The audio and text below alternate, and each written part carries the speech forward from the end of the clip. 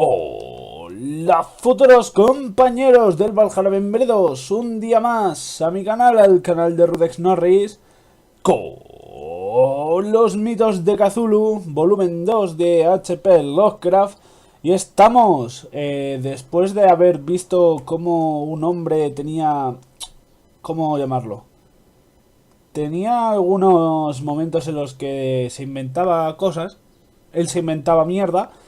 Y la gente, pues, le veía raro. Le decían, tú eres un poco cabrón. Pero no porque los de Innsmouth dijesen que fuesen verdad lo que él dice, sino que no le gustaba que a los de Innsmouth no le gustaba que este hombre dijese sus relatos por el mero hecho de que no le gustaba que bebiese y hablase del pueblo a desconocidos, simplemente. O eso, o está diciendo verdades como puños, pero los de Innsmouth no quieren que él los cuente. Y seguimos con el libro después de este minuto de introducción. Así sigue la historia.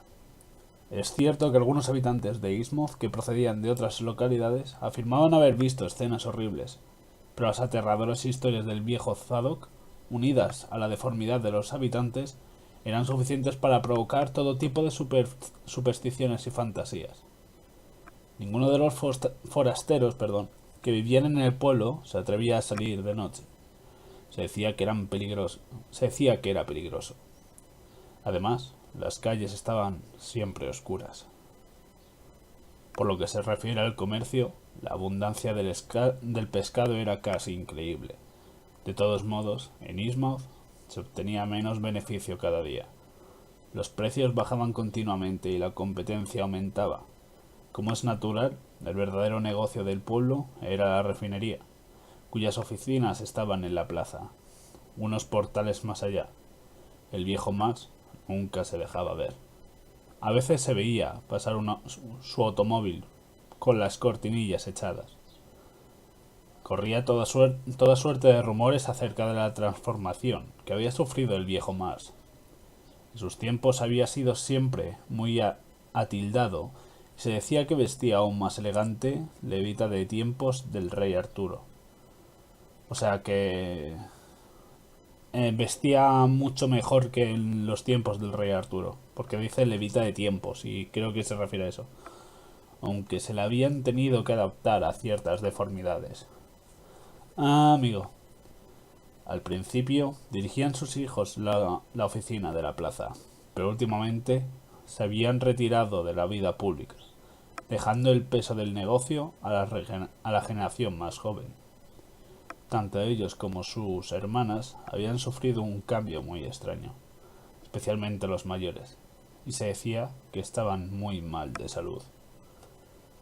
Por lo visto, una de las hijas de Mars era verdaderamente horrible. Según se decía, parecía un reptil. Iba siempre ataviada, con una gran cantidad de joyas fantásticas. Hasta llevaba una tiara del mismo estilo que la del museo. Por lo que me dijo el muchacho. Él mismo se la había visto en la cabeza más de una vez. Sin duda provenía de algún tesoro escondido por los piratas o los demonios. Los curas, o los pastores, o como se llamase a esos extraños sacerdotes, usaban también tiaras de este tipo, pero rara vez se le veía. Me confesó que él no había visto más que una, la de la muchacha, aunque corría el rumor de que existía varias en la ciudad. Además de los Mars, había otras tres familias de elevada posición, los Wade, los Gilman y los Elliot. Todas eran gente retraída. Vivían en casas inmensas a lo largo de Washington Street. Se decía que con ellos vivían secuestrados ciertos familiares que sufrían también horribles deformidades y cuyo fallecimiento había sido certificado oficialmente.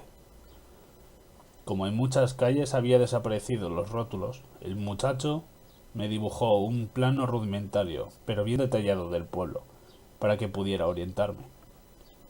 Después de examinarlo un momento, consideré que me iba a servir de gran ayuda. Le di las gracias y me la guardé en el bolsillo. No me gustaba la idea de ir a comer al restaurante que había visto, así que le compré un poco de queso y galletas para tomar bocado más adelante. El programa que me había trazado consistía en deambular por las calles principales, hablar con alguien que no fuese de allí si tenía la ocasión de ello, y coger el autobús de las 8 para Arkham. A primera vista se notaba que el pueblo era un caso extremado de decadencia colectiva. En fin, yo no soy sociólogo, de manera que limité mis observaciones a la arquitectura. Empecé a buen paso mi recorrido sistemático por las sordias calles de Eastmouth. Después de cruzar el puente me desvié hacia el fragor de los saltos de agua que había río abajo. Pasé junto a la refinería Mars, de la que no salía ruido alguno ni se notaba la menor actividad. Claro que en una refinería debería de tener bastante sonidos. Creo. Sí, creo que es lo que es. Si no, pues no sé. El edificio estaba situado junto al río, cerca del puente y de una confluencia de calles que debió de ser el primitivo centro comercial del pueblo, desplazado después por la actual Plaza Mayor. Volvió a cruzar la garganta por el puente de Main Street y desemboqué en un paraje tremendamente desolado. Los montones de cascotes y los tejados fundidos formaban una línea mellada y fantástica que se recortaba contra el cielo. Por encima, severo y decapitado, destacaba el campanario de una antigua iglesia. En Main Street había algunas casas habitadas al parecer, pero sus puertas y ventanas estaban cerradas con tablas clavadas. Con más razón está habitado, es decir, es que habrá alguien puesto esas tablas. Más abajo, unos edificios ruidosos y abandonados abrían sus ventanas como negras órbitas vacías sobre las calles empedradas. Algunos de aquellos edificios se inclinaban peligrosamente a causa de los hundimientos del suelo. Reinaba un silencio incompetente. Tuve que armarme de valor para atravesar aquel lugar en dirección al puerto.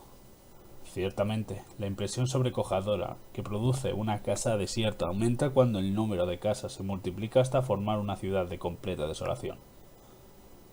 El interminable espectáculo de callejones desiertos y fachadas miserables, la infinidad de cuchitriles oscuros, vacíos, abandonados a las telarañas y a la carcoma, provocan un temor que ninguna filosofía puede disipar.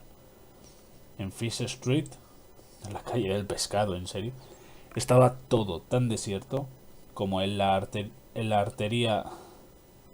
¿Arteria o arteria? Supongo arteria. En la arteria principal, aunque ofrecía un aspecto diferente. Había muchos almacenes, construidos de piedra y ladrillo, que todavía se observaban en buen estado. Water Street, la calle de agua, era casi idéntica, salvo que tenía enormes espacios despejados en el lado de la mar, donde antes hubo muelles y embarcaderos, hoy hundidos. No se veía un alma, a excepción de los escasos pescadores del lejano espigón. Solo se oían los blandos lametones de las olas en el puerto, y el rumor lejano de los saltos de Manouchet. Sí, del Manouchet. No sé si es el puerto o yo qué sé. Una reciente inquietud se iba apoderando de mí. Volví la cabeza y miré hacia atrás furtivamente. Luego atravesé el vacilante puente de Water Street. El otro, el del Fish Street, estaba en ruinas según el plano. Al otro lado del río encontré indicios de cierta actividad, manufacturadas de preparación y embalaje de pescado, algunas chimeneas humeantes, techumbres reparadas, ruidos indeterminados y unos pocos individuos que caminaban bamboleantes por los callejones mal empedrados. Joder. No obstante, este barrio resultaba aún más deprimente que la desolación del Distrito Sur. O sea que esto es peor que lo que has visto. Joder. La gente aquí tenía más acentuada su deformidad que las del centro. Varias veces me recordaron, de manera confusa, algo tremendo y grotesco que no conseguí identificar. Evidentemente la proporción de sangre extranjera era en estos mayor que en los de los demás barrios. A no ser que la pinta de Eastmouth, fuese una enfermedad.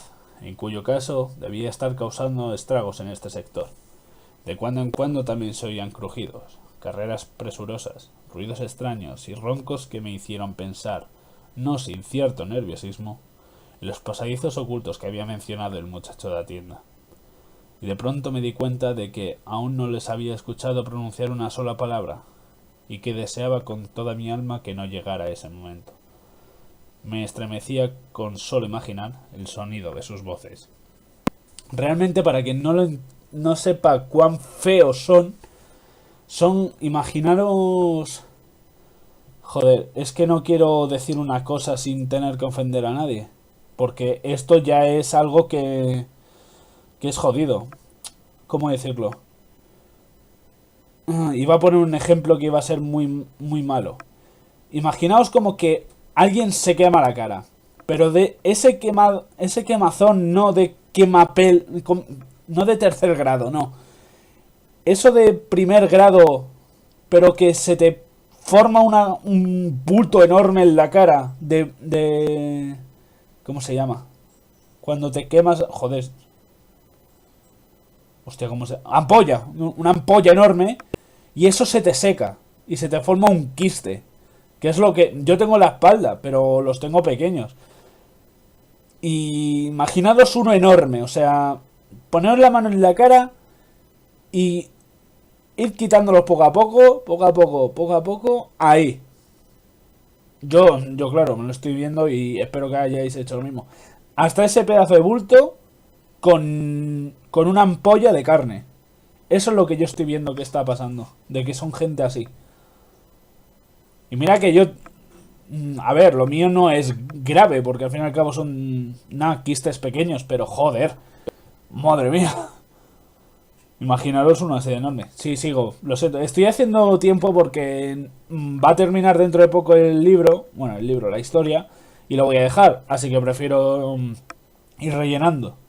Porque ya que he llegado a los 10 minutos, ya os da igual, ¿no? Que rellene. Según he entendido.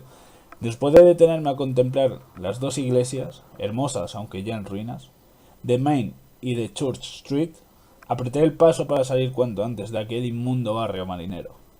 A continuación, mi objetivo debería haber sido lógicamente el templo de New Church Green, pero sin saber bien por qué, no me atrevía a pasar otra vez por delante de aquella iglesia, en cuya cripta había vislumbrado la fugaz silueta de aquel extraño sacerdote con tiara. Además, el muchacho de la tienda me había advertido que las iglesias, lo mismo que el local de la Orden de Dagón, no era un lugar aconsejable para forasteros. Por consiguiente, continué por Main Street, hacia el Martin Street, donde tomé la dirección opuesta a la mar. Crucé Federal Street, por arriba de Green Street, y me interné en el arruinado barrio aristócrata. Brad, Washington, Lafayette y Adams Street. Aunque sus avenidas majestuosas y antiguas tenían un pésimo pavimento, conservaban aún su magnífica arbolera y no había perdido totalmente su primitiva dignidad. Los edificios, uno tras otro, llamaban la atención. La mayoría eran casi decrépitas, rodeadas de jardincillos totalmente abandonados. De cuando en cuando se veía alguna vivienda habitada. En Washington Street había una fila de 4 o 5 edificios muy bien conservados, con sus jardines impecables. Pese el más suntuoso de todos, rodeado de parterres inmensos que se extendían a lo largo de la calle hasta Lafayette Street. Debía de ser la casa del viejo Marx, el infortunado propietario de la refinería. En ninguna de estas calles encontré alma viviente. No extrañaba la completa ausencia de perros y gatos en Eastmouth. Otra cosa que me chocó fue que, incluso en las mejores mansiones, las ventanas de los áticos y del tercer piso permanecían firmemente cerradas y clavadas con tablas. El disimulo y el misterio parecían generales en esta extraña ciudad de silencio y de muerte. Por otra parte, no podía sustraerme a la sensación de que en todo momento me vigilaban unos ojos ocultos, taimados y fijos que no parpadeaban jamás. Me sacudió un escalofrío al oír los 3 toques de la campana cascada, Demasiado bien recordaba la iglesia de donde provenía esos tañidos. Siguiendo por Washington Street, hacia el río, fui a parar a una zona que antiguamente debió de ser industriosa y comercial. Frente a mí se alzaban las ruinas de una factoría, otros edificios en el mismo estado, y los restos de una estación de ferrocarril. Más allá, el antiguo puente ferroviario cruzaba la garganta a la derecha de donde yo estaba. A la entrada del puente había un cartel que prohibía el paso, pero me arriesgué y pasé otra vez a la orilla sur, donde volví a tropezarme con individuos furtivos de torpe andar que me miraban con disimulo. También se volvieron hacia mí otros rostros, más normales esos, pero con expresiones de curiosidad y desconfianza. Eastmouth se me estaba haciendo intolerable por momentos. Torcí por Payne Street y me encaminé hacia la plaza con la esperanza de coger algún vehículo que me llevara a Arkham, pero para no esperar hasta la salida del siniestro autobús. Fue entonces cuando descubrí el cochambroso parque de bomberos y encontré el viejo, cara colorada, hirsuta de la barba, ojos aguanosos y vestidos con un andrajoso indescriptible, sentado en un banco allí enfrente y hablando con un par de bomberos mal vestidos, aunque de aspecto normal. Naturalmente no podía ser otro que Zadok Allen, el chiflado bebedor, cuyo relato sobre Eastmouth tenía fama de espantosos e increíbles. Y hasta aquí este capítulo, no la historia, porque sigue la historia. Espero que hayáis disfrutado muchísimo de este capítulo. En el siguiente capítulo ya veremos qué más nos cuentan. Y poco más que contar, muchas gracias. Recordad, es un rey gratis, así que aprovechaos de ello. Un fuerte abrazo y hasta el siguiente capítulo. ¡Adiós!